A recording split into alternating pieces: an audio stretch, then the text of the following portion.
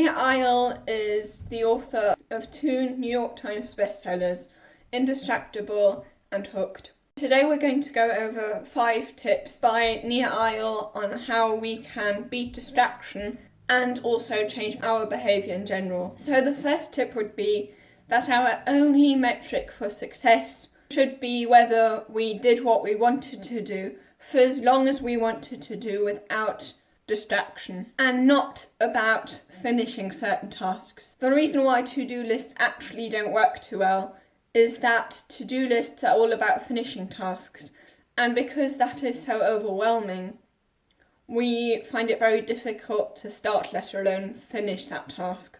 Whereas what actually works much better implementation intentions is basically saying what you're going to do when and for how long. A great study that shows how well these implementations work is a study in which participants tried to build the habit of exercising regularly. And these participants were split into 3 groups: a control group, a group that was given all the information about how good exercise is for their health, so this is the motivation group, and then the third group is the group that also got the information because they wanted to make sure that they were just as motivated as the motivation group.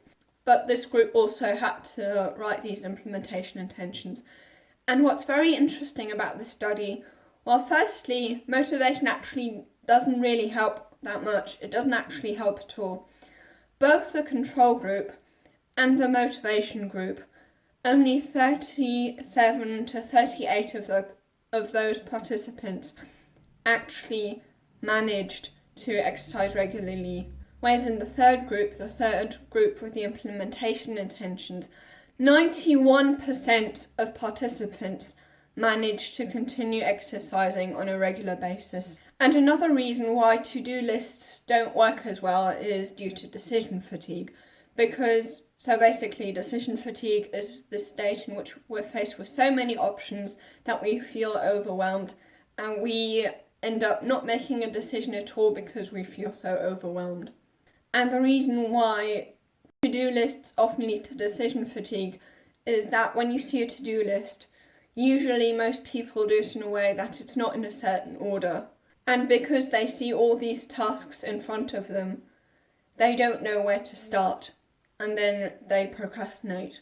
And then the second tip would be to use the 10-minute rule.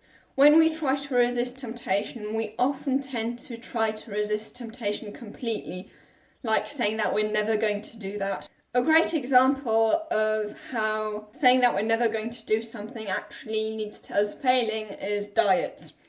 With diets, it's often the case that people, as soon as they just have one little bite of, for example, a cookie or so, that because they told themselves they weren't going to have any sweets at all, and they end up having, once they've had that bite, having the whole packet of cookies because they feel like, well, now I've broken the diet anyway, now I might as well go to the other extreme because I failed anyway. Whereas what the 10-minute rule does is saying that you can do it, but wait for 10 minutes. And this is great because, well, firstly, you're not resisting because resisting is very difficult for us.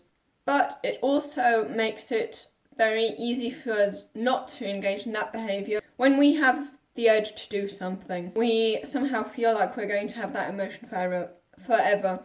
But as you probably know, with all emotions, it is the case that they don't last forever. That's exactly the same with temptation. If we wait for 10 minutes, and that's usually the time it takes for an urge to fade away, then we won't feel tempted anymore. This is why Viktor Frankl once said, "There's a gap between stimulus and response, and that gap is freedom. It's because of this time in which we can let the urge fade away." You always want to make sure that you make that gap between your intention and your action as big as possible. Another great way for increasing friction to not engage in bad habits anymore is to, and this would be the third tip, change our environment in a way that actually supports the new behaviour we want to engage in. So Eyal wanted to change the habit that in the evenings they would often use technology much more, and therefore they wouldn't have that much time to sleep anymore, because then it would this bedtime procrastination, that then it would get late without them realising.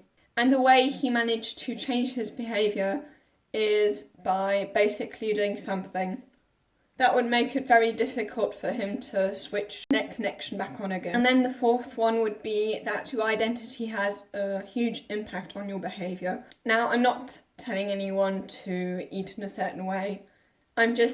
These are just basically examples. If, for example, you're a vegetarian, and I'm not saying that you should be a vegetarian, it's just an example.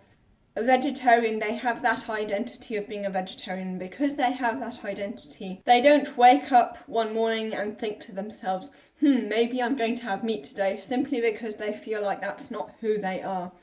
And this just shows a great way of how your identity can influence your behaviour. And it helps a lot against decision fatigue, because you've already made the decision and you don't have to think about it again. And then the fifth tip is, especially in self-development, there's all this talk around have a big vision, create a vision board and all that kind of stuff. But what he found is that actually that doesn't work too well at all. In fact, it can actually turn out to be counterproductive, because what happens when we have these vision boards and when we visualise how we're going to achieve all those results, that satiates our desire without us having to do anything. And of course you want to make sure, and of course if you don't feel hungry anymore, if you don't feel that desire to change anymore, because you feel you're already there, but instead of focusing on our big vision, what he recommends we do is basically just focus on what we're going to do tomorrow, or basically what we're going to do today. And the way we should live our today or our tomorrow is that we should live a life basically according to our values. Think about the type of person you would like to be, and then plan your day around how this person that you would like to be would spend their time. And this is where implementation intentions and time blocking can be very helpful. Now, it's not the case though that all kinds of visualization don't work. That there are methods of visualization that actually are helpful. If you want to know what actually works, you can watch this video here.